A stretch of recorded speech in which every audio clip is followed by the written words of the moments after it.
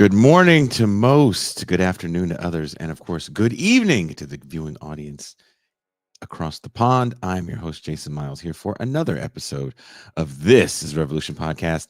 We are doing a special episode, and sometimes we don't want to pre-record it. We just want to do it live.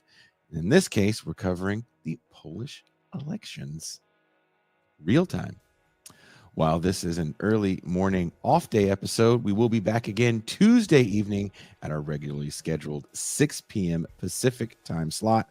Looking forward to seeing you guys there. Also, if you dig this listener supported programming we have here on TIR, think about becoming a patron for as little as $3 a month or $30 for the year. You can make sure TIR can continue at such a breakneck pace. Today, Poland stands at a pivotal juncture in its political history. The presidential runoff election pits two starkly contrasting visions of the nation's future. On one side, it's Karol Nawrocki. I'm going to be saying these wrong. Kuba will be correcting me. A right-wing historian with a controversial past, backed by the Nationalist Law and Justice Party and endorsed by Donald Trump. His campaign resonates with something we recently discussed on this show in a previous episode as a bit of a techno-populist appeal. Now, Rocky emphasized traditional values and skepticism towards the European Union. On the other side is Rafał Trzaskowski, the pro-European Union mayor of Warsaw, representing the centrist Civic Coalition. Trzaskowski advocates for liberal reforms, including judicial independence and stronger ties with the EU. The election is more than a choice between two candidates. It's a referendum on Poland's direction towards nationalist populism or continued integration with European democratic norms. The outcome will not only shape Poland's domestic policies, but also its role on the international stage, particularly concerning EU relations and support for Ukraine. To discuss this with me, I have my homie, my dog. Sometimes he's my neighbor, the Ben Burgess.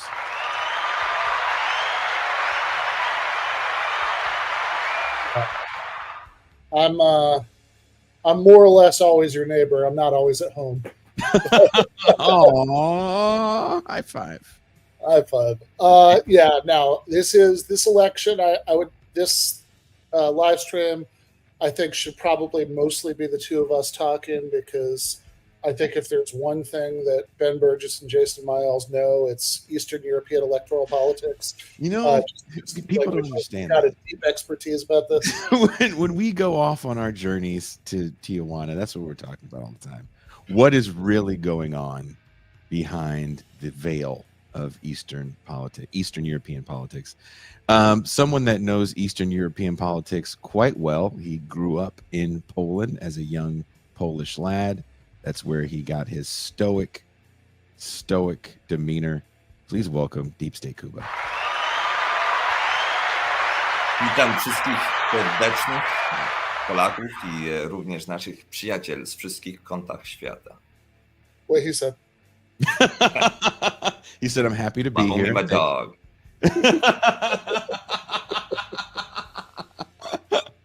I'm following Poland's elections more than I thought I would. I don't know how this conversation started for us to want to do a show about this. Did I just hit you up? Or was it after the show I did with Alex O'Culey? Alex O'Culey wanted to have somebody who could talk Polish elections. And I realized that the way that my travel schedule was lining up, that I would be here for the presidential runoff in Poland. Right now I'm in Kraków. That actually is one of the polling centers across the street behind me. Until about 20 minutes ago, people were going in and out, casting their ballots. It'll be a good sign if it stays closed and the lights stay on, and it will be a bad sign if it bursts into flame at any point or there's a loud explosion. Is it that bad over there? No, not at all. Like, not in terms of tension or hostility. Everybody feels that it's a high stakes election. People are uneasy, because the polling has been so close. And right now, there's exit polls that indicate a very slim margin for the Platforma candidate, Rafał Trzaskowski, who is the pro-European candidate and kind of the best choice out of the two. He has just over 50%, 50.3, which has been enough for, and these are exit polls, not official results. That's enough for his campaign to have declared victory, which, I was around for 2000 in the United States. That's the right move to do if you have any advantage whatsoever, but not enough for this to be a completely done ball game. We'll have votes counted through the evening, and that's a healthy margin. But again, that's just exit polling. Those are not final or official results. Nawrocki has not yet to concede, and we'll see if if that exit polling, if the poll of polls is holds up through the night. Would you call Nawrocki? Would you call him a techno-populist in the sense that Alex and I were discussing in that episode about this new form of governance? Do you look at him that same way? Because he does have a bit of a populist appeal, kind of coming from the outside of the political sphere. I think that I wouldn't necessarily single him out in that respect, because that type of techno-populism, combination of populist rhetoric, kind of civic inclusion, together with libertarian or modernized forms of organization and outreach, that's actually something that has roots all the way back to the 90s in Poland. And there have been much more aggressively techno-populist candidates in the past, and including ones which are, for lack of a better word, like much cooler. There was a bald former punk rocker named Kuzik that was doing pretty well about 10, 15 years ago on a similar platform with a similar take. And the ceiling for these kinds of guys, even if they come from a very outsider position without any party backing, tends to actually be much higher than what we would consider to be leftists of any stripe. So it's an unusual political environment, and I hope we could get into that with the results from the first round election.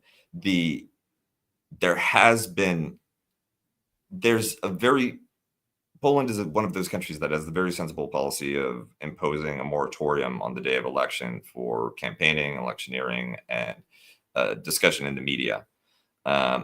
So today, especially given that it's a Sunday, so most stores are closed, it's been a lot of families out. The lineups for ice cream around here have been crazy, but the election has also claimed a fatality. The 75-year-old man in Poland came to a polling place, and shortly after casting his ballot, collapsed with a heart attack, died in the ambulance on the way to the hospital. And I know what you're thinking. It wasn't me. Is that a true story? Yes, it might have been at this polling place. I don't know. They didn't report the exact location, and I didn't hear ambulance sirens, but I know that there was that incident. And because that's technically not election news, that's one of the very few things that news outlets could report before the polls closed. So, of course, everybody, that was a very big story here. I'm going to bring up this. Imagine how much pain like all of the talking heads would have in the U.S. if they weren't allowed to talk about the election on election day. I mean, they might be having the heart attacks at that point. Yeah. Sam Cedar has a stroke. Exactly. Extra fucking stream. Ryan Grimm. It's just an entire another stroke right there. Mm-hmm. Yeah. Totally have a stroke. Here are I think this was the first round. Yes. Results. So Polish elections occur in 2 rounds, and similar to elections in many other countries, where the first round is open to a broad field of candidates. And if any get over 50%, it's over. That person becomes the president. Otherwise, the top two finishers move on to a runoff election, which is what we had today, while the others are eliminated. And in the first election, you get a real view of the different positions, the diversity within the Polish electorate. And it had 11 candidates, of whom the top 7 are represented here. The ones that are significantly below 4% and no substantial party backing. They can't even fit on the infographic. But this is a very good sample of the most relevant candidates, and they do give you a flavor of who's in play and their relative strength. At the very bottom, with just over 4% of the elector of the first round vote, is Magdalena Bejat, and she is in government right now, one of the leaders of the Sejm and a member of the New Left Party. She has what are very kind of AOC style leftist politics. It's much further along, much more developed than someone like Kamala Harris. For instance, there's a class dimension as much as all of the identity politics, although the identity politics feature very prominently. In a debate, Karol Nawrocki, or actually, I think Nawrocki may have boycotted that debate, but one of the conservative candidates brought over a pride flag and plunked it in front of Rafał Trzaskowski as a means of trying to brand him as, the pervert candidate. And he didn't repudiate it, but he also just put it behind his podium so he wouldn't have to speak with it visible. And Bejat came over when it was her turn to talk, and she kind of plucked it from behind there and put it in front of herself and says, "I am not ashamed to stand up for LGBTQ rights." Oh. And you can see how popular that position is among the general electorate here. Right? Is it still that bad over there, or it varies where you are? So the reality is that the country is very polarized. There are many places in Poland where pride is treated in exactly the same way as the most progressive parts of Western Europe, let alone the United States. And you have candidates like Bejat who are not persecuted for their positions, who can publicly and unambiguously support a maximalist LGBTQ plus platform. She's not the only one, incidentally, but generally speaking, it's not something that you win on. There's a ceiling for how many votes that gets you, because the vast majority of Polish people, even those who support full civil rights and equality for sexual minorities, just don't care that much. They do not see it as a big enough issue to be a single issue voter. There are people on the right who might treat it that way from the opposite position, but large chunk of the Rafał Trzaskowski liberal, capitalist, neoliberal position is pro-gay, but not that into it. But what is much more significant and much more severe is the other side of the equation. There is a substantial subcurrent of very aggressive and dangerous homophobia in Poland, which has a shockingly high ceiling. That's the bad part. The good part is that the majority of the population is pro or neutral, and there's no move to institutionalize that kind of homophobia until one of these guys wins or enters coalition with the National Conservative segment. So is it mostly a position that's like is it mostly bound up with like pious Catholicism? I mean, or what's the politics of that? We'll get to that. There's some of the middle candidates on this board, on the scorecard, have put it so elegantly that I'm waiting to quote them to get the answer to that question. All right. Fair enough. Doing slightly better than Beat. Incidentally, the reason that she's the new left party, Nova Levica, is because her group splintered from the overall leftist coalition, which of course was called Together, and now I guess they're apart, over the question of whether or not to back the liberals against the national conservatives. Her faction are the ones that entered government and are part of the governing coalition right now, and the lump of Together sits alone as an opposition party, a trivially tiny sliver of the opposition, and I think the only part of the opposition that can be described as left of the government.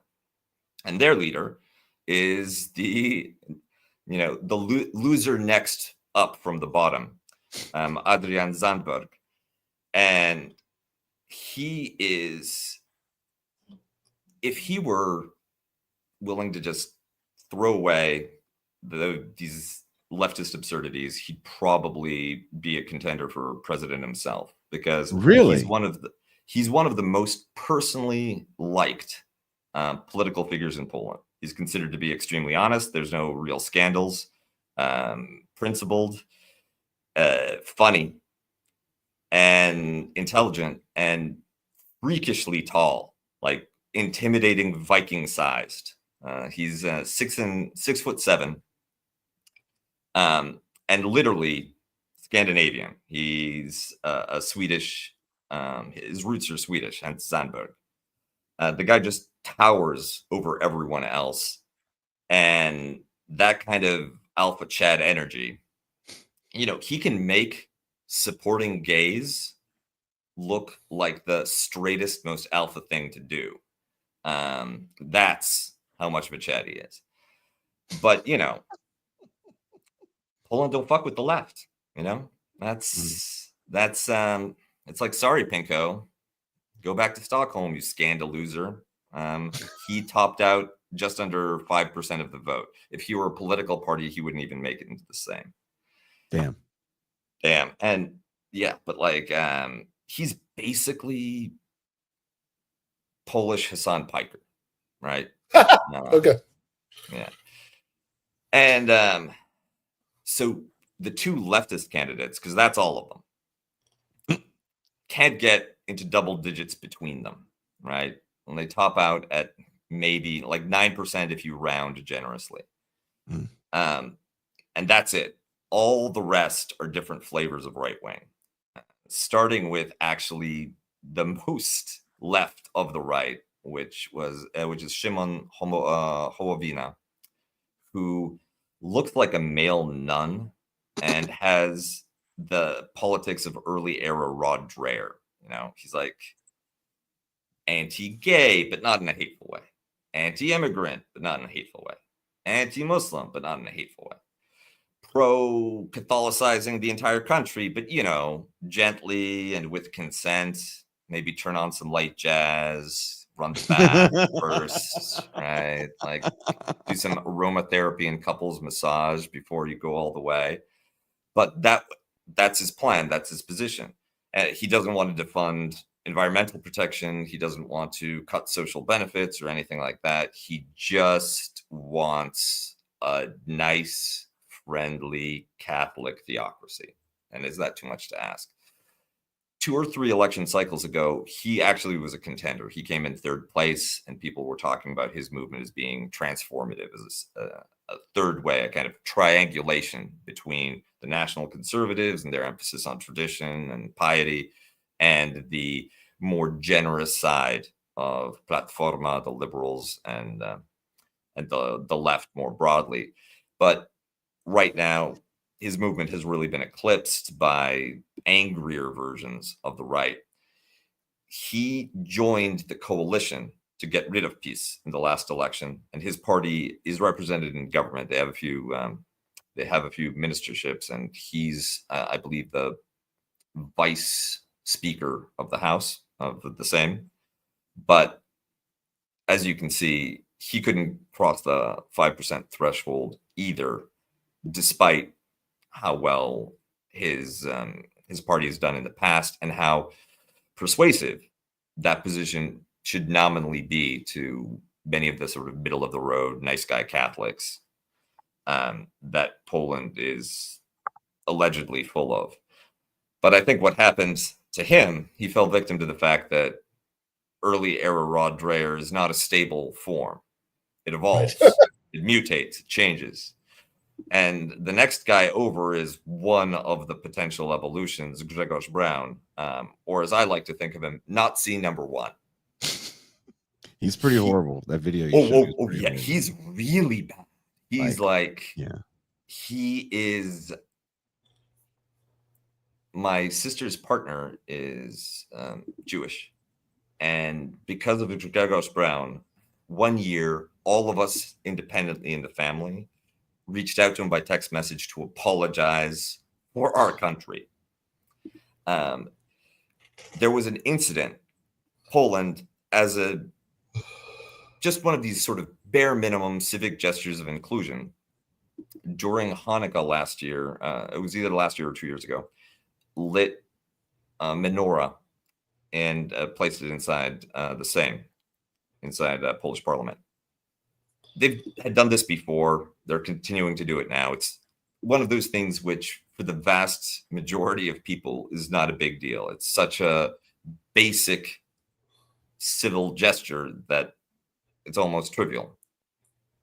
And he came in with a fire extinguisher to blow out the candles. Jesus Christ. It's recorded. Al Jazeera broadcast you sent the video of it, and yes. He did it and felt nothing. Oh, I mean, I suppose there was some joy there, like pride. He looks like Gavin McGuinness. Yes. And has very similar politics, but somehow a more brutish, more dangerous form.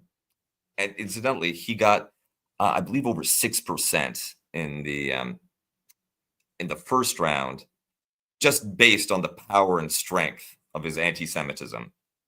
And this is despite not really having much beyond nationalist chauvinism and emotive hatred to campaign on.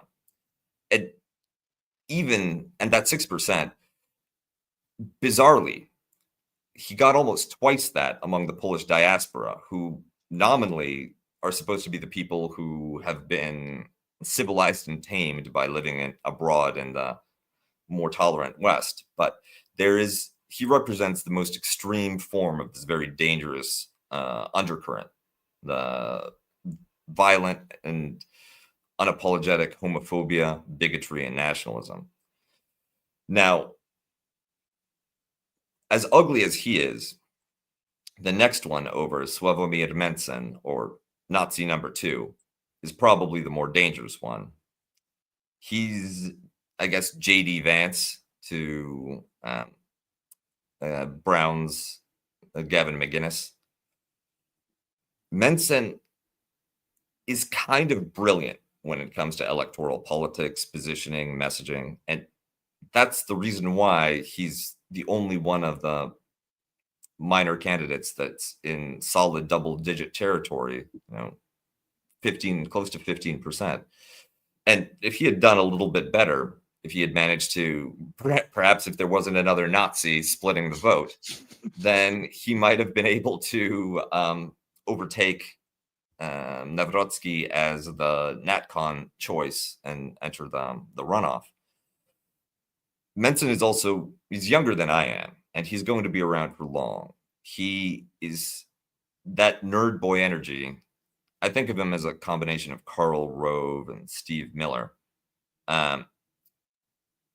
That means that he's actually into the boring technical work of organization building, party construction, all of the stuff that typically the most dangerous electoral figures and the most extreme political movements struggle with.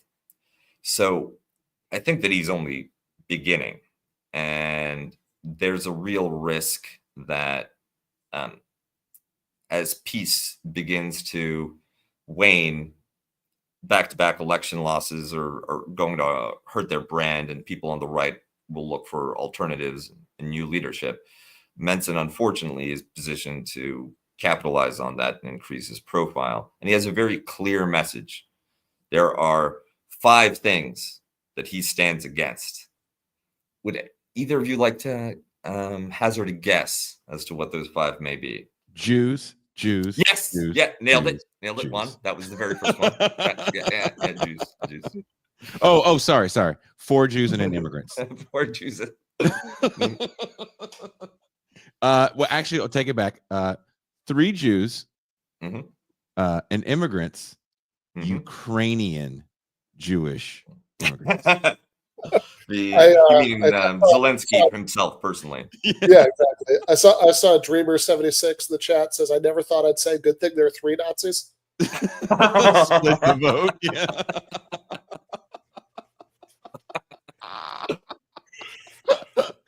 Oh, thank God. I was worried until the 3rd one showed up. Yeah, like, ooh, now they're really splitting that hate vote up. Mm-hmm. I mean, is it better in Poland now? Like, if you and I were walking down the street, they wouldn't call you a monkey befriender or anything? So it's about that. No, it's it's better and worse in the sense that 20 years ago, my family members would say stupid and ignorant things about Jewish people, Black people, foreigners in general. Now, because these are live political issues in Poland, they've had to think about it. And they've been exposed to arguments on both sides. And I'm happy to say that most of my extended clan on both sides have broken non-Nazi, right? Like, they have polarized in the right direction. And at this point, everyone hates, like, with the possible exception of the 9% that vote for the giant Swede and the collaborationist woman. Apart from those people, everyone hates the language of political correctness or wokeness. They can't keep track of the changing terminology, and they find it taxing and annoying. But the principle behind it, right? Racial, ethnic, gender inclusion, LGBTQ rights, and anti-Semitism. That's among the population that won't vote Nazi. Those are pretty secure. Well, it's like but then there's all the people who vote Nazi, right? Sure. I mean, well, it's like I always think of it as like the sort of, Joe Biden synthesis from 2020. Somebody asked him at a campaign event, like some right-wing troll, right? Like, who's there in person, was like, asked him.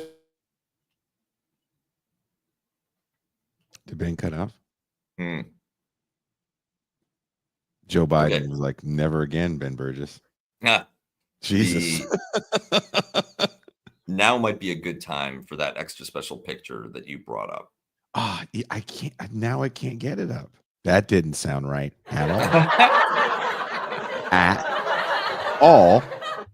Things I never want to say again. Now I can't get it up. Is 4 of them. Wait, maybe this is it. Let's see. Got it. No. Cool. Well done. Got it up. I got it up. Jason got it up. So the gentleman with the bow tie, like Benjamin Button Tucker Carlson here. That would be Nazi Zero. That's Janusz Korwin-Mikke, and he is the founder of Konfederacja, which is the far-right party in Poland. And it was the incubator for both Grzegorz Braun and Sławomir Mencen, as well as an entire generation of like besuited brown shirts. He tapped into this very long, obscuranist, intolerant, traditionalist mentality in Poland, and tried to make it fun, make it interesting. He was willing to be outrageous. For instance, he's in the record of the EU Parliament in Strasbourg explaining that women should earn less than men because their brains are smaller. It's just biology. You know? Whoa.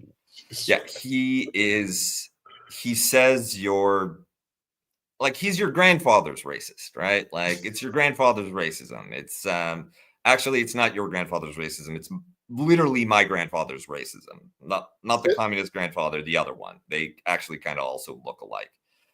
But he was also kind of fun, right? He would reach out to young people, go to events, and he loved going to cosplay conventions. And this is one actually of a series of pictures of him going to, anime conventions or whatever it was, and getting handsy with the young ladies, picking them up like that. So, in this case, the charming young lady that he's swooped up is actually a charming young lad. And yep, exactly. And he didn't know. He had no idea. Did he grab him by the boy pussy? I think that his old world gallantry means that he just puts them back down and tells them to go to church. But the other people involved informed everybody of the exact circumstances, and I think that may have been the last cosplay convention that Korwin-Mikke ever went to. Can you imagine how mad he was to get all those erections? And now you can't trust them, right? You can't trust you. Yeah, I'm sure. And if you can't trust your erection, what in this life can you trust? Also, I've got to admit, there's some like weird little analytic philosophy part of my brain that's just like autistically trying to figure out. It's like, wait a second. Why should people with smaller brains be paid less? just try to track down the like internal coherence of the position. Well, imagine him trying to figure that out when there's a dude in this cosplay outfit, exactly, who has a full-sized brain in that skull of his, working properly because he's tucking his cock. Also, I love that. By the way, the Biden thing I was saying earlier was somebody asked, a right-wing troll asked him how many genders there were, and he said, I don't know, at least 3. Which I actually always thought was a weirdly perfect answer because it communicated, like, I don't agree with you weird bigots, but I also don't care very much about this stuff. Which is correct. Nailed it. Nailed it the first time, Joe. No notes. One thing that I particularly like about this picture is that when you look at the faces of the onlookers, you get the full spectrum of Polish opinion, right? The only woman in the picture is relieved that it wasn't her, and like very much appreciates the femboy taking one for the team. Sure. In a wonderful paradox, I love the fact that the guy in the military fatigues, if you zoom in on his face, he's absolutely delighted by this. He knows exactly what's going on, and he thinks it's funny as all hell. While the security guy knows exactly what's going on and is outraged at the disrespect being shown to his Führer daddy.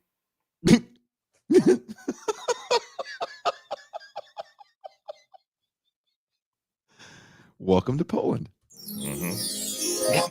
Witamy.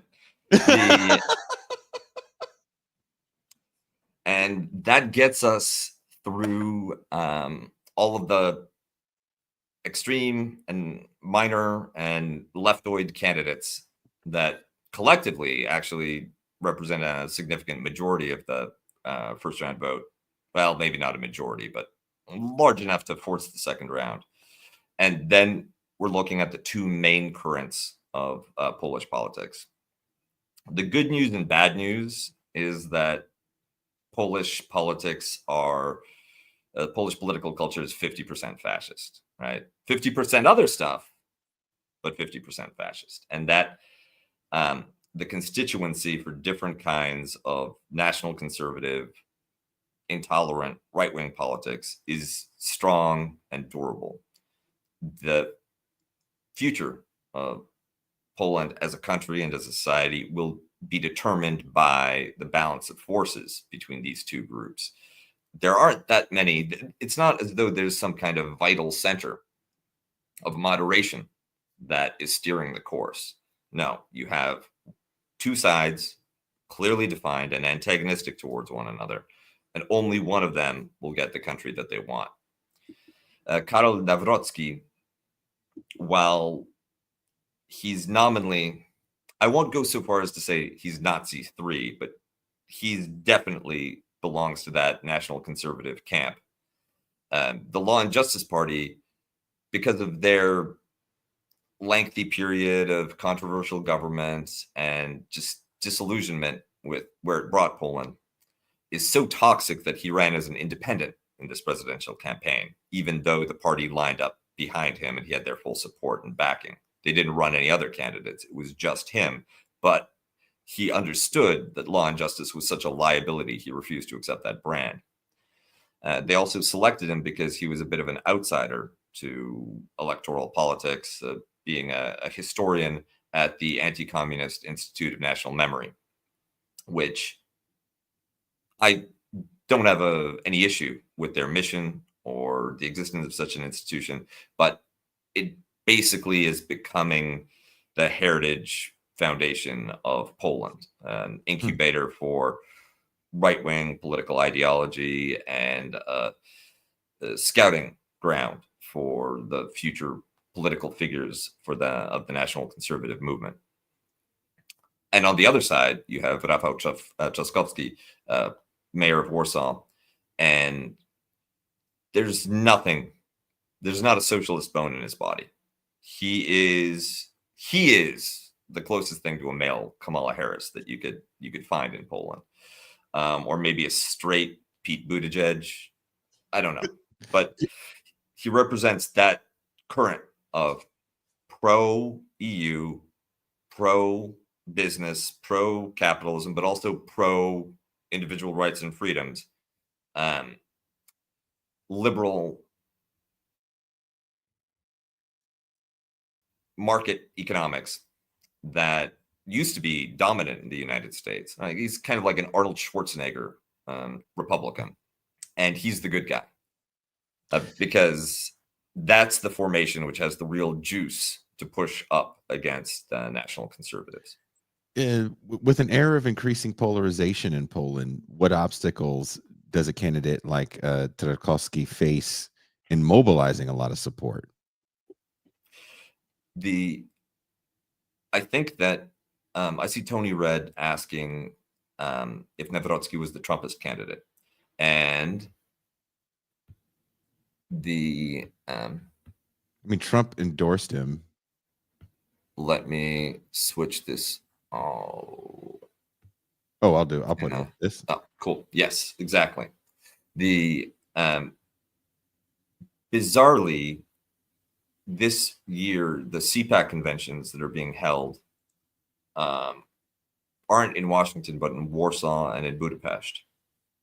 And at CPAC Warsaw, Kirsten Noem came out with an explicit from the party that bemoans all of the election interference that the EU does and is outraged by EU commissars looking into people's social media posts and policing speech and violating the sovereignty of member states, Kristi Noem came out and anointed Nawrocki as the official MAGA candidate for Poland. And Poland is one of the few countries, and the only major European country, sorry, Hungary, that could potentially be a pro-Trump element in the EU.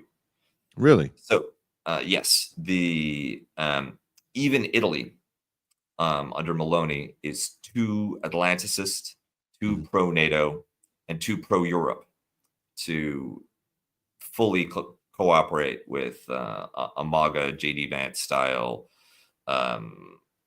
shit all over the Europeans and do tariffs to everybody type of program. However, Poland, partly because of its own domestic culture war, which dovetails nicely into the war on woke, partly because of a certain strongman admiration that many on the Polish right have for Trump, partly because of the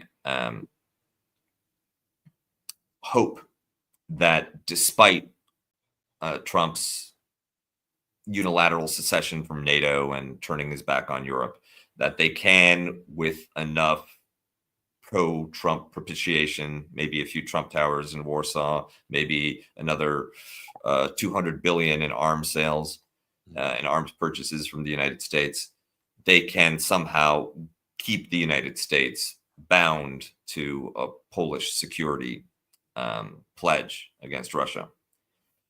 So all of that has created a certain constituency, that there is such a thing as a MAGA poll. Like the Trump thing on NATO was never exactly, we should leave NATO. It was more like, all you lazy freeloading foreigners should like pay more for your military because because the fact that the US pays, whatever, like the stupid Trump math, right? Like, but it's like that the premise was that like the other NATO member states aren't paying enough and and they need to be like scolded into paying up. So I want to update the chat on the status of the election. Polls closed an hour ago, and early exit polls show the neoliberal, the good guy, winning by a little under 1%. He's claimed victory already. He says he's going to be the new president, and they're celebrating in Warsaw. We'll see if those figures get confirmed because the official count is still ongoing. But the figures in the first round, the exit polls were very accurate. So we shouldn't jump to any conclusions, but things are looking much better for the non-national conservative side than the conservatives. This is after a collapse in polling. The Trzaskowski enjoyed a healthy lead up until the first round. I think a lot of mobilization took place for the first round by Nazi 1 and Nazi 2, right? The Konfederacja, cosplay fondlers league, was effective in getting out the vote and bringing people to the polls, bringing polls to the polls for the first round. And that translated into a giant bump for Nawrocki this time compared to where polling was 3-4 months ago. But it wasn't enough to get him over the finish line, according to exit polls right now. I don't want to jinx it one way or the other, but right now it looks as though it's a strong position for the Platforma candidate. The polls that would dance, right? Platforma has all of the gays, so the best moves are being busted. Yes, the goose stepping though, that's quite subdued. for the moment. But yeah, it's a very challenging and tricky situation. The Trump position on NATO has definitely been that there need to be more arms sales, that they should pay up, but it has always taken the form of the traditional formulation for that criticism from the United States has been that you need to invest more in our collective defense. Trump's version is you need to kick up to me, right? Like, where's my tribute? And what for me really cemented the sense that this does represent an exit from NATO, or at least a significant weakening of the security guarantee, was some of the leaked strategic plans coming out of Hegseth's Pentagon that indicate that in case of a two-front war or Russian attack into the European Union, but pressure from China in the Pacific, the position of the United States was just going to be to abandon Europe. That there was not going to be the cavalry coming to the rescue in case Putin made it as far as Poznan. Putin to Paris, right? Like, and the Fort Bragg to Beijing. Do these endorsements help from figures like Trump for these domestic elections in Poland? I don't think so. I think that there was an element of risk that Nawrocki took on, because if he rejected the endorsement, but then ended up winning, he'd be in a very awkward position to deal with Trump. Trump, probably would have taken that a little personally. But at the same time, the surest way to get one of the low attachment, low information voters in Poland to activate their nationalist sensibility and really want to show it to those arrogant foreigners is to have airhead bimbo commissar come in and tell you that you're supposed to, that the emperor demands that you vote for his guy. I think that that's how that endorsement was read by a non-trivial number of polls that might have been persuaded to the national conservative side. And ultimately, in an election this close, that may have broken it for in favor of the liberal side. How might the election of either candidate affect Poland's relationship with the European Union, particularly regarding judicial reforms and the adherence to any kind of democratic principles? So platform, the real anti-democratic template that exists right now, and that the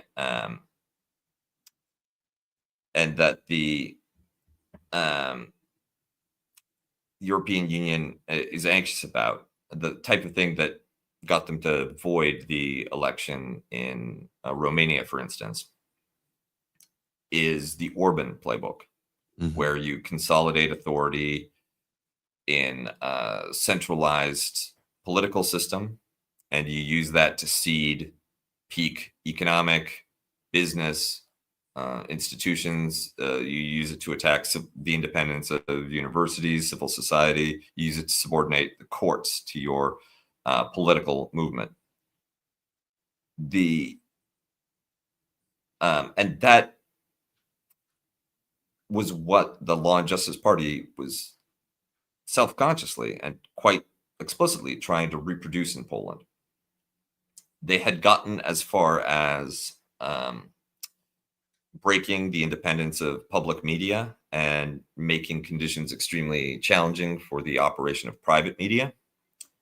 And they were zeroing in on the courts to eliminate the possibility of judicial obstacles to their policies. Right now, we're seeing that in the US, those judicial obstacles are real, right? It remains to be seen if they can hold, or if Trump is able to sweep past them, ignore them, brush them aside, remove them. But that is currently an institutional obstacle to going ultra mega.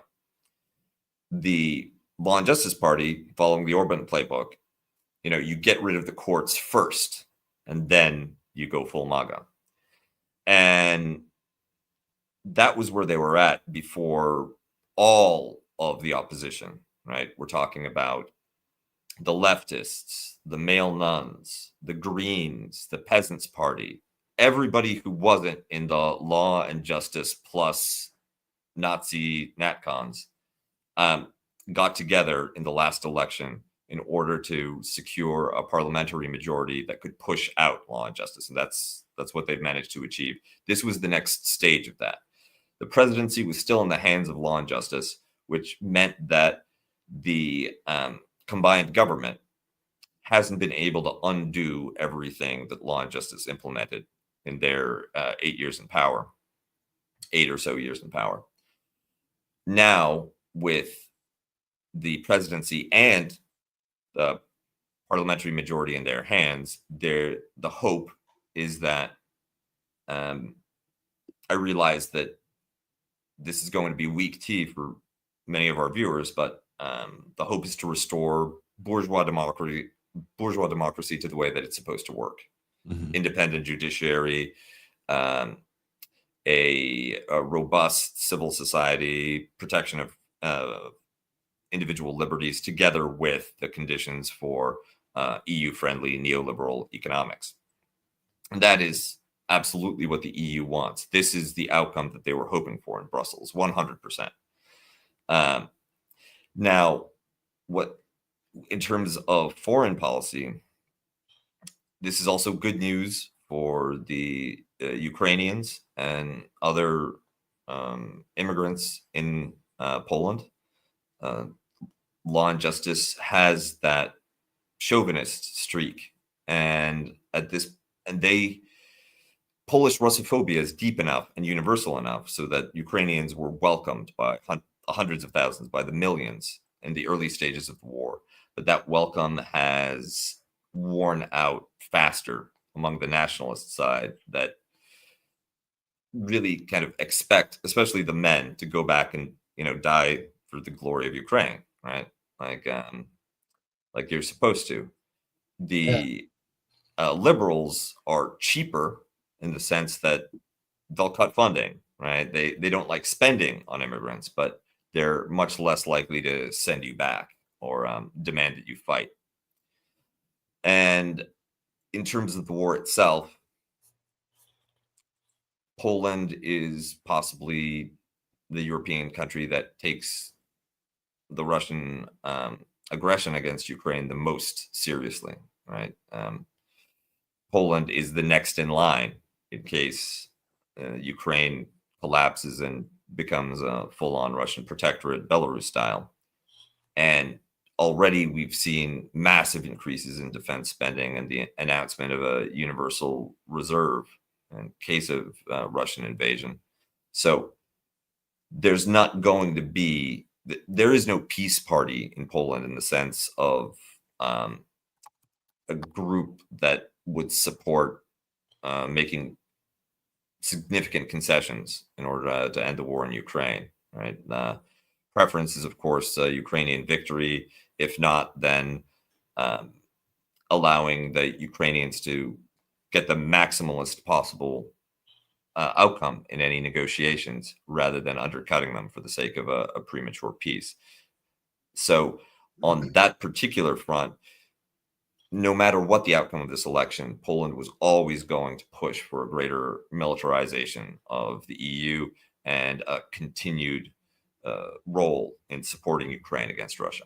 Can you briefly explain the blue and yellow demarcation? It looks as if it's red more state, blue state. Yeah. Is it as simple as rural, urban?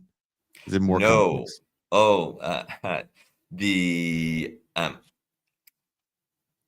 The line, basically, with a few exceptions, right? Mm-hmm. That deep yellow island, one of them is Warsaw, and the other one is the industrial city of Łódź. I believe the little dot of yellow is the city of Brest on the border. You can see smaller dots in the south representing many of the urban centers in the south and east. Now, maybe that's Lublin. And in any case, so there is definitely a strong rural-urban divide in Poland, but that doesn't account for all of this yellow territory in the West. Part of this goes all the way back to the Russian, Austrian, and German partitions of Poland. It's actually very eerily similar, that line between dark blue and the beginning of yellow, to the Russian partition, the Russian zone of the former Polish, Lithuanian Commonwealth.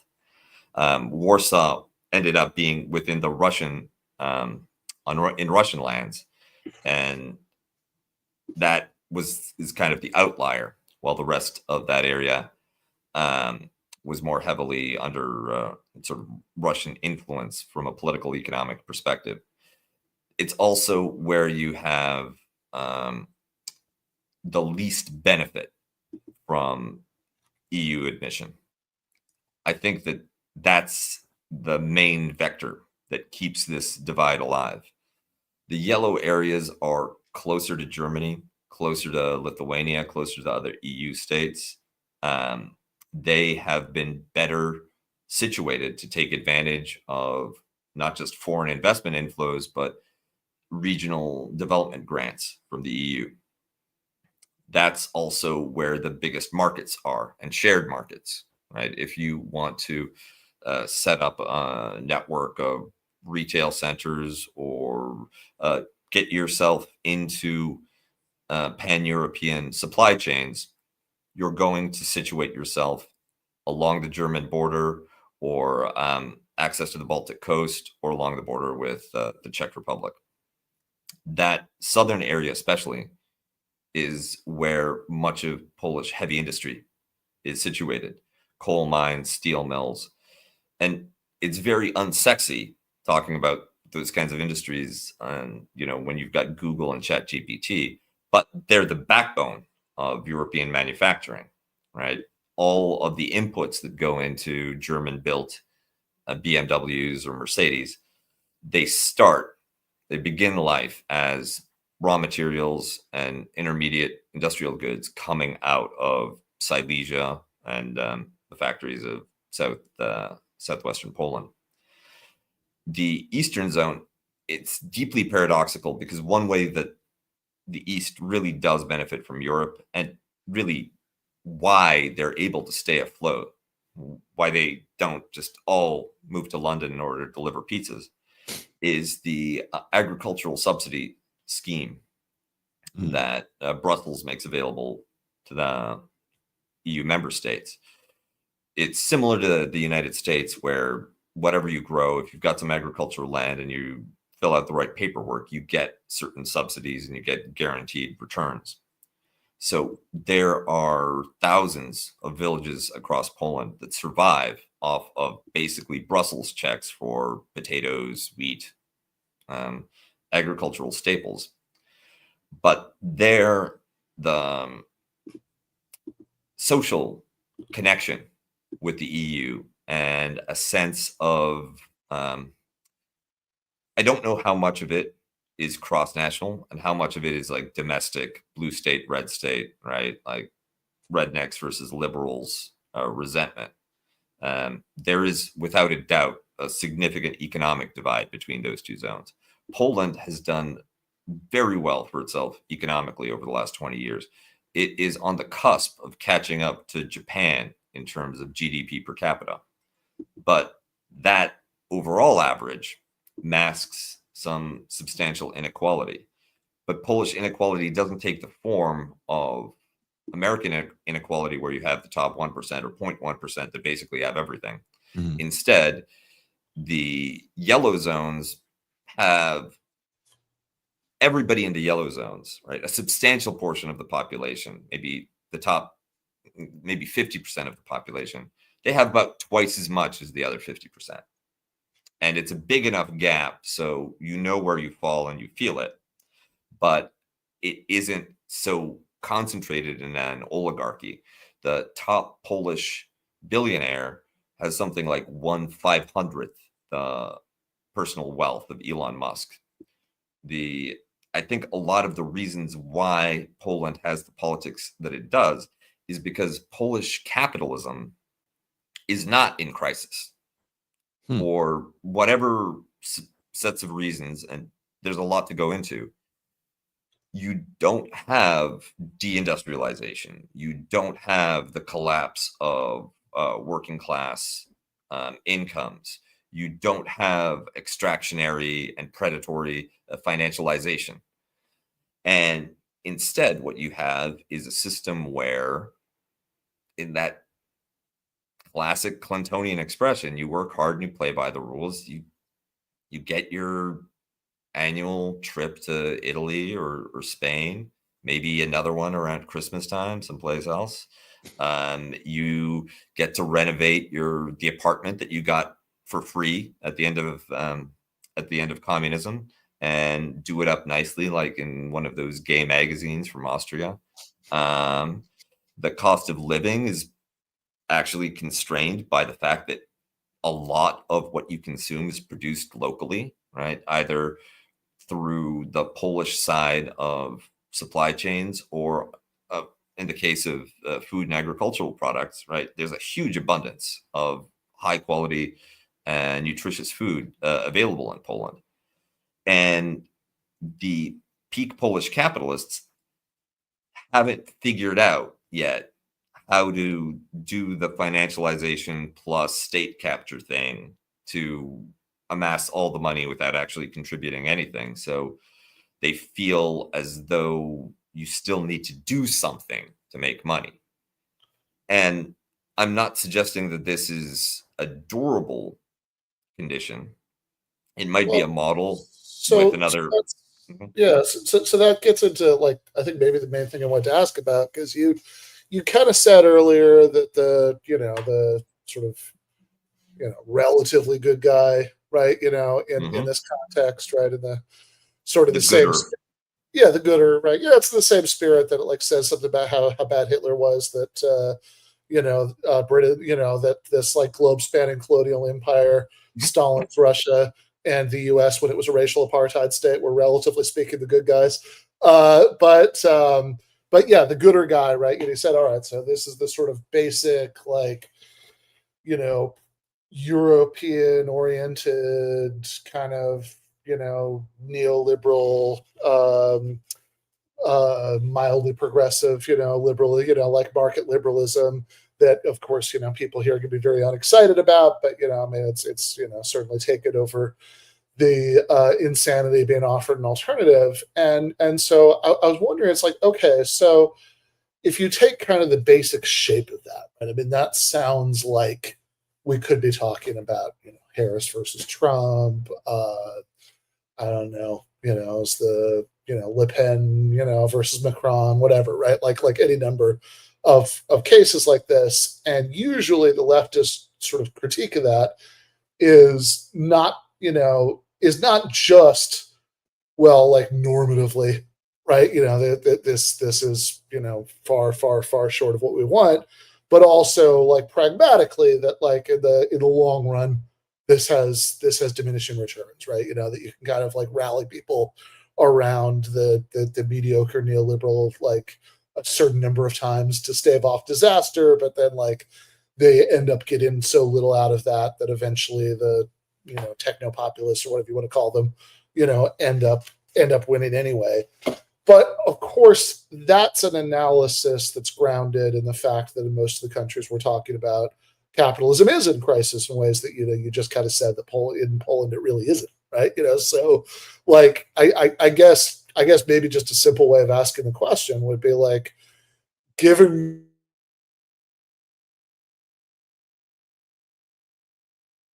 It looks like somebody doesn't want the question to be asked. I'll pick up a little from there. I think that one substantial difference between the Polish situation and a country like the United States is the parliamentary system means that this polarization doesn't end up with either one party having a majority or the other, but there's a role for these smaller and ideologically diverse factions. The leftoids Really not with their like a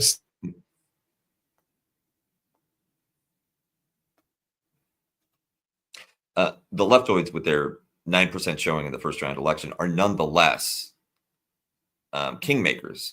There's two of them because one of them was willing to go along and enter the coalition to give the liberals the seats they needed to form a government. That does give them a certain amount of influence. There's entire ministries that are run by the leftist party, just like the Ministry for Agriculture is run by the Polish. My bad old-fashioned mind wants to translate it the Polish People's Party, right? It's not the Polish Peasants' Party anymore. You're not supposed to say that. And these kind of under the hood, insider baseball detail, small bore differences actually do have substantial consequences further down the road. An agricultural policy that's run by an entire political party grounded in the support of villages and the support of people who are not big capitalist agricultural producers. They're not agribusiness, but they are smallholder farmers that deliver votes and not cash to back their party, their guy. The fact that the Ministry of Agriculture is in those hands and not in the hands of Cargill or Archer Daniels Midland or a similar massive agribusiness conglomerate means that the benefits that were won with great difficulty, things like the distribution of land for major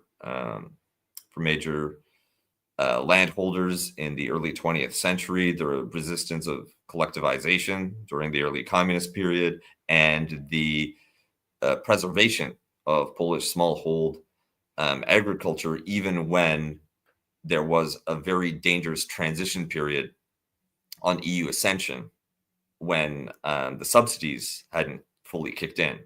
Everyone expected that to wipe out Polish agriculture, but thanks to their representation in Warsaw and in Brussels, Polish smallhold agricultural producers were able to survive that transitions and now are thriving. So I think that parliamentary system in these balanced and polarized conditions where the Polish People's Party has formed coalitions with both the National Conservatives, with whom they're more culturally attuned to, and the liberal pro-EU Platforma side. That means that the sectional interests of these groups that are far from being elite do get protected in meaningful ways.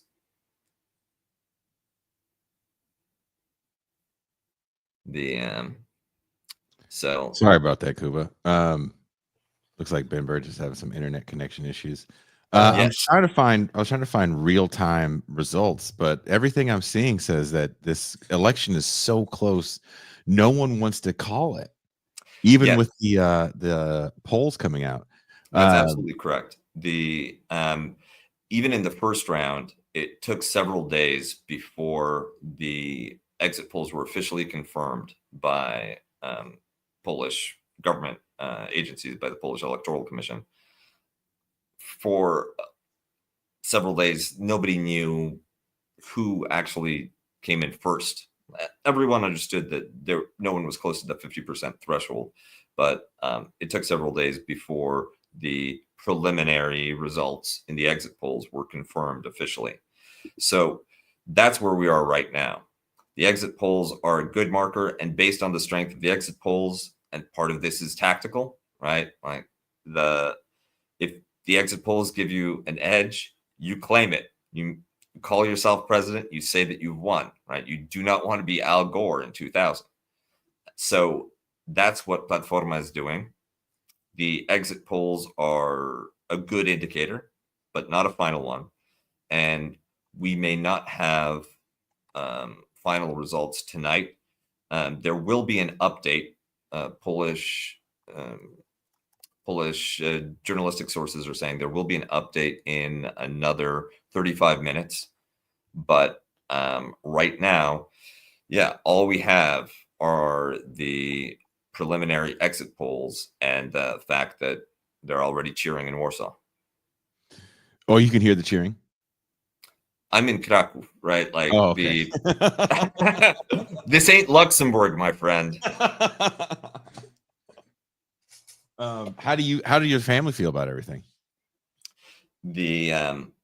I was told by my parents that, like, you can vote for whichever freak you want in the first round, but in the second round, it's Trzaskowski or you're out of the family. Well, I also looked real briefly, and apparently more people showed up for the second round voting. So that leads me to ask you this question: in what ways has the media coverage, both domestic and international, shaped the narratives around the candidates? Has it had some influence, you think, in what we're seeing in the exit polls on the outcome?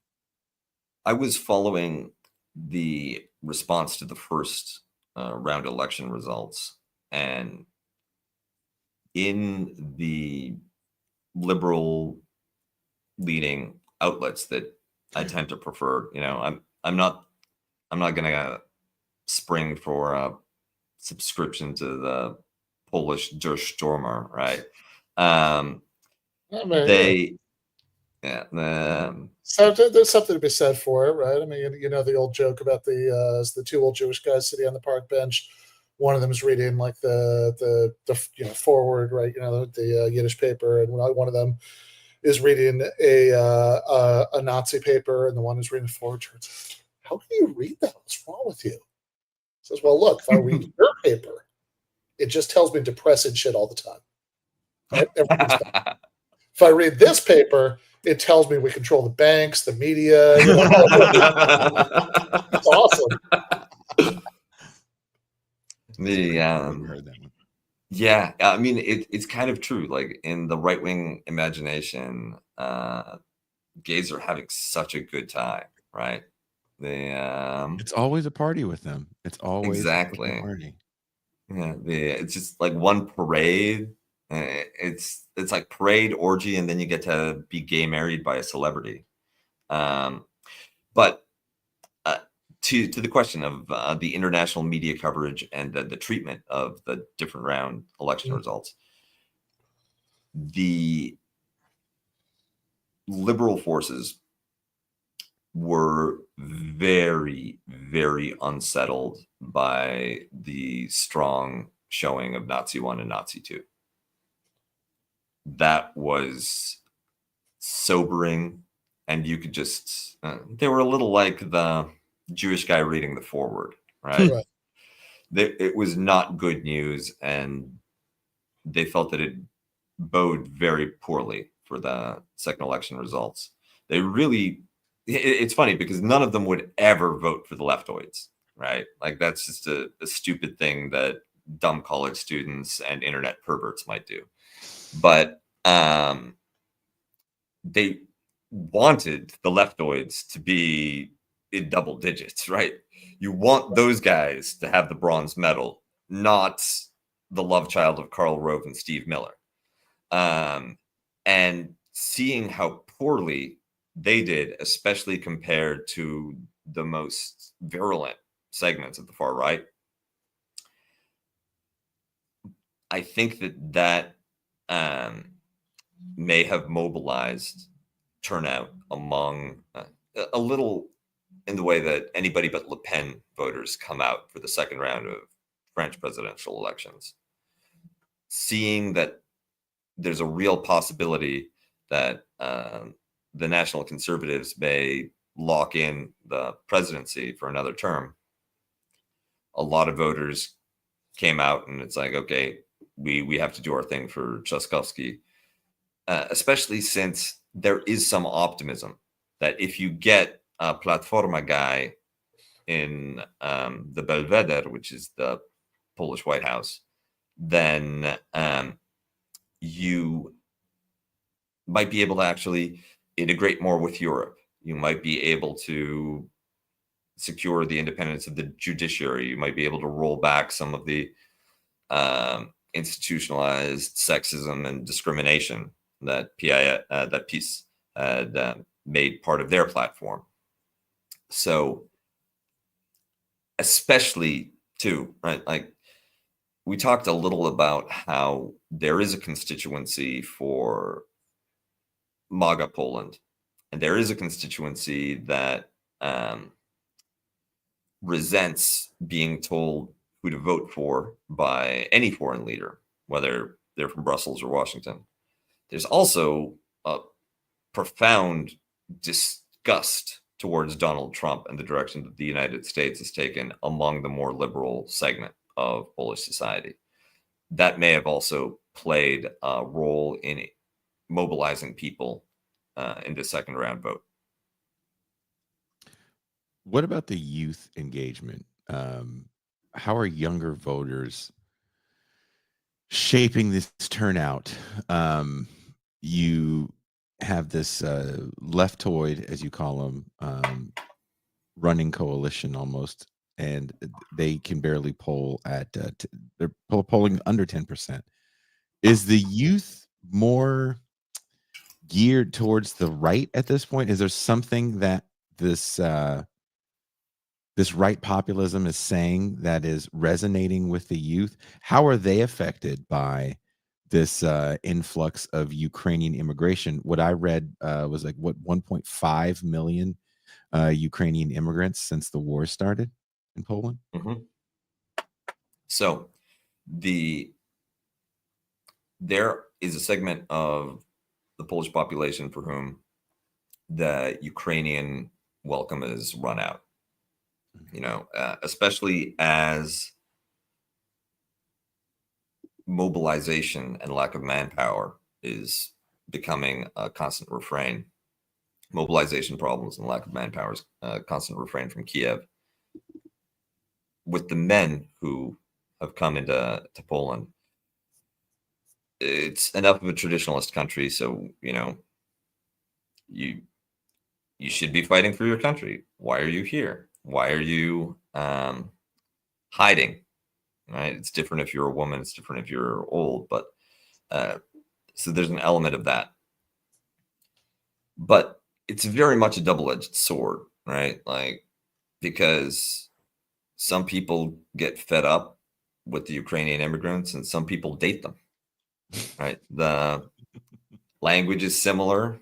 Right? I mean, to be fair, I'm sure some of the people who date them eventually get fed up with them. Point taken. Point taken. The and among young people, I don't think it's quite the same story as in the United States, where young men especially have been radicalized towards the right, and you have a remarkable shift rightwards among Zoomers. I think in Poland, it's exactly the same division all the way down the age hierarchy, all the way from the grandparents to the youngs. The leftoids do badly in Poland for some of the same reasons that the leftoids do badly everywhere, which is there's a lot more. There are a lot of people who would vote for them, but one, you know, no one is far left enough for me. Two, I don't believe electoralism is for cucks, and I don't believe in voting. Three, I was going to vote, but then I got high and right, like I was too afraid to leave my apartment. All of that kind of, those effects really do disproportionately hit the youth vote on the left. The youth vote on the right like wakes up early and jogs. I don't get it, but I see them do it. The more salient part might be that, unlike the people before the Zoomers, you don't have a disproportionate youth vote skewing left. And I think it partly has to do with Corvin and his cosplay outreach, but the far right has been good at maintaining a youth wing, at cultivating younger leaders, at being in spaces for young people. So there's a pipeline that reaches out to young people and brings them in to far right politics. And that's been durable. It's not dominant, but it maintains the 50-50 split. And because capitalism isn't in crisis here, there is a sense, like going out today, that this is a healthy society. You don't see a tremendous amount of homelessness. You don't see street crime or violent crime in ways that would keep you from certain neighborhoods or certain areas. In fact, you don't see much crime at all. You don't see much of a drug problem. Instead, you see, young people holding hands, going out to the park, lots of kids, families.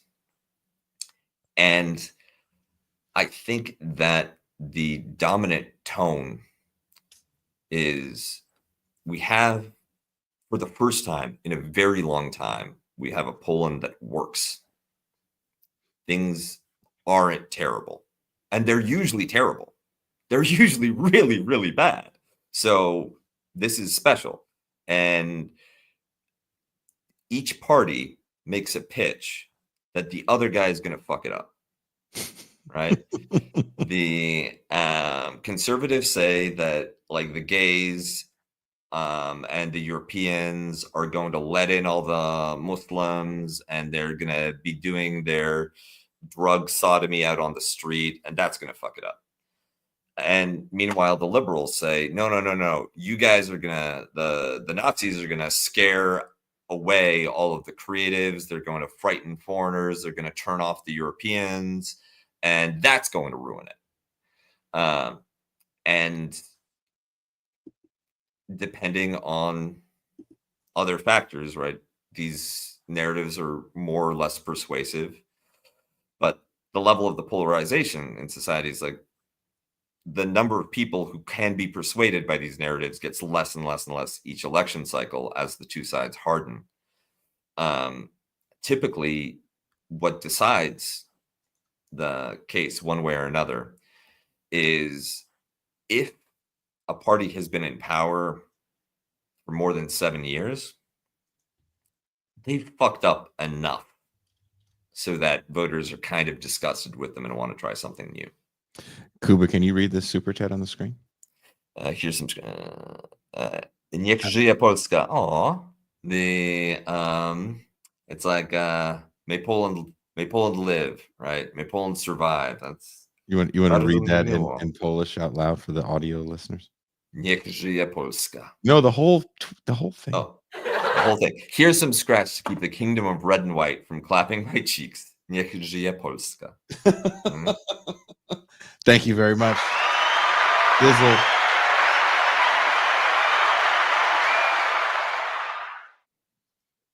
Ben, do you have anything you'd like to say? We've been talking for 90 minutes now. Kuba's got to go back and no, I mean, I got to win this with some last minute voter fraud. Good.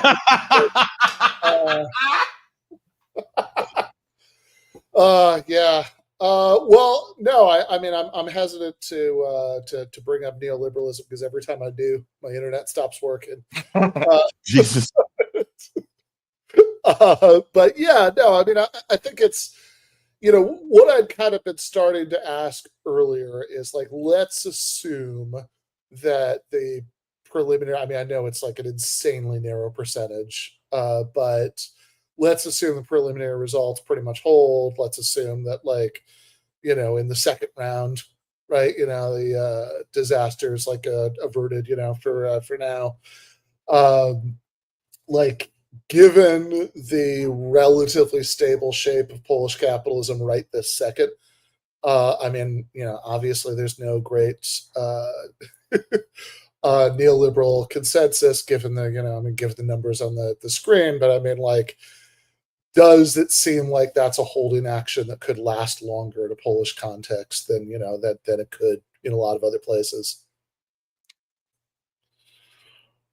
So it depends on who's right about what went wrong in the capitalist core. If this is a kind of inevitable cycle where at a certain level of development, your labor force gets too expensive, you have so much money that you shift from manufacturing and from industrial capitalism to financial capitalism, the sectoral balance of industries shifts, and with that you have exploding inequality, a shift from the richest half have twice as much as the poorest have to the richest 0.1% have everything, then it's just a matter of time, right? Like Poland will, unless Poland fails in a different way, its success will eventually bring it to the same end as experienced by the UK, by the US. There's potentially another story, which is that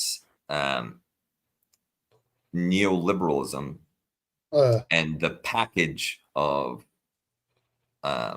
reforms and adjustments from post-war Keynesian golden age industrial capitalism, that happened as a particular moment in world time under particular conditions. And it is not an inevitable part of the cycle. Poland rising when it does may dodge it because it comes up after the crunch, right? After the extinction event. Like it's the little rodentine mammal ancestors scurrying out after the asteroid hits that gets to take over the planet rather than being one of those big, beautiful brontosauri that are now just producing petroleum underground.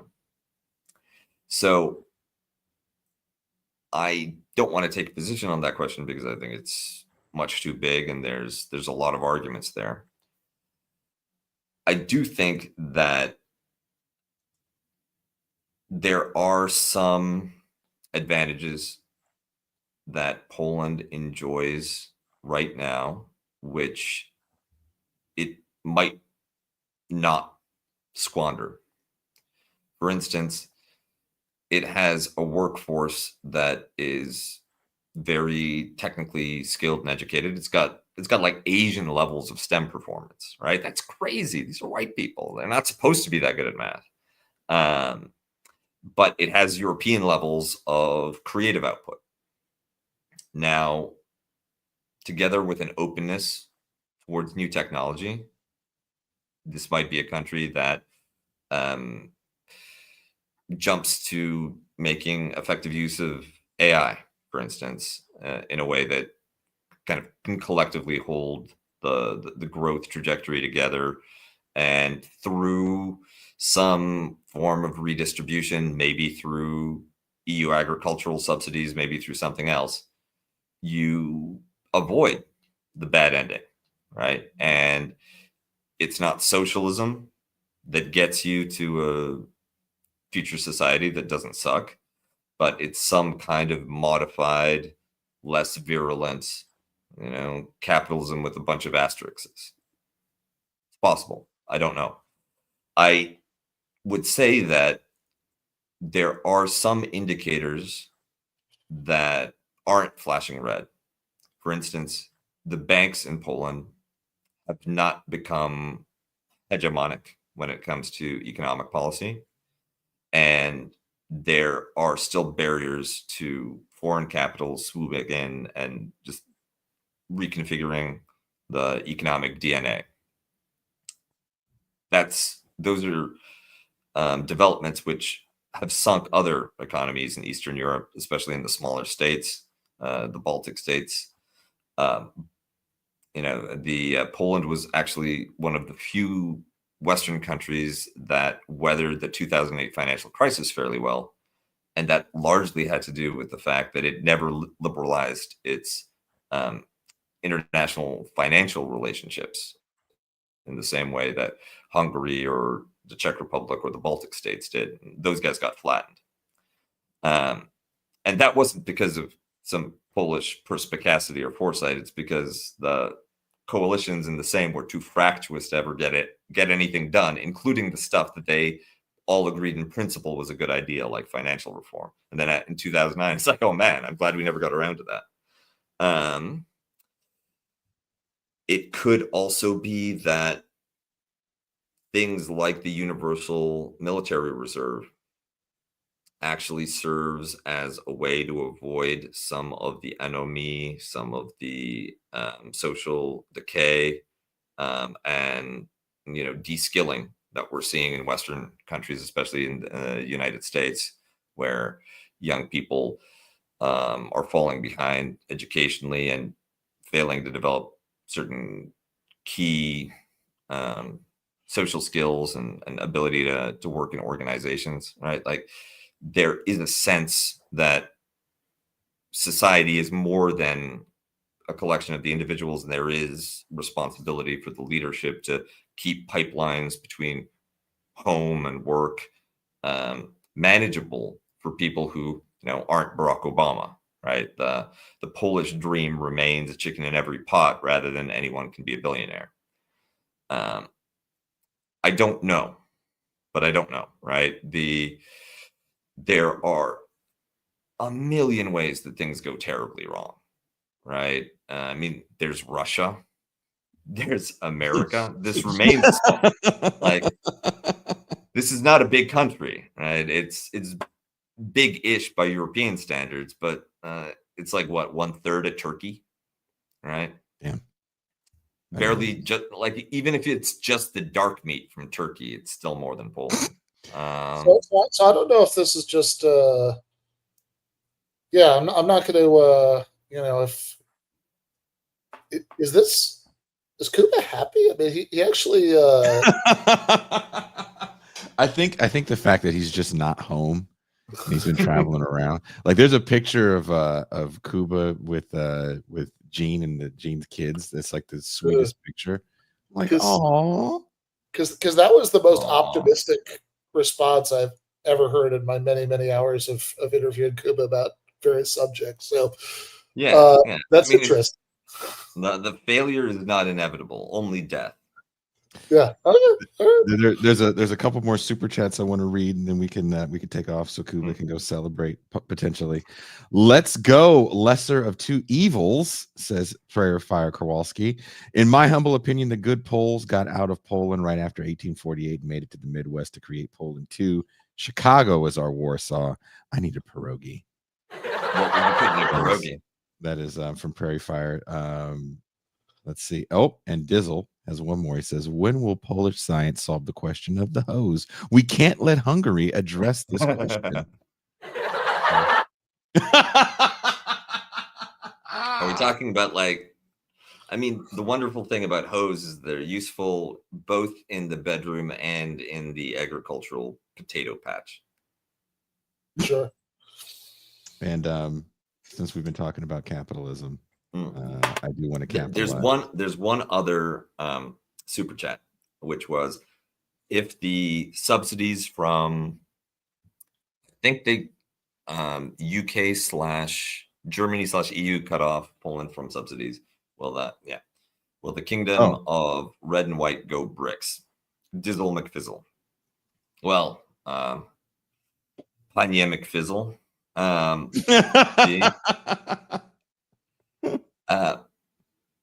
When it comes to the subsidies that Poland are receiving, it is not.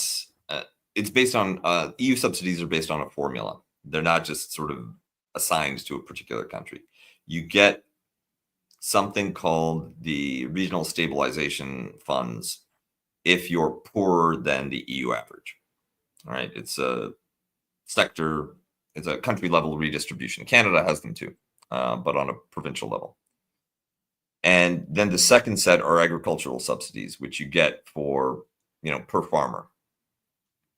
So those inputs into Poland are substantial, but they wouldn't get cut off for political reasons without some crisis within the Europe that broke those formulas and broke that institutionalized redistribution.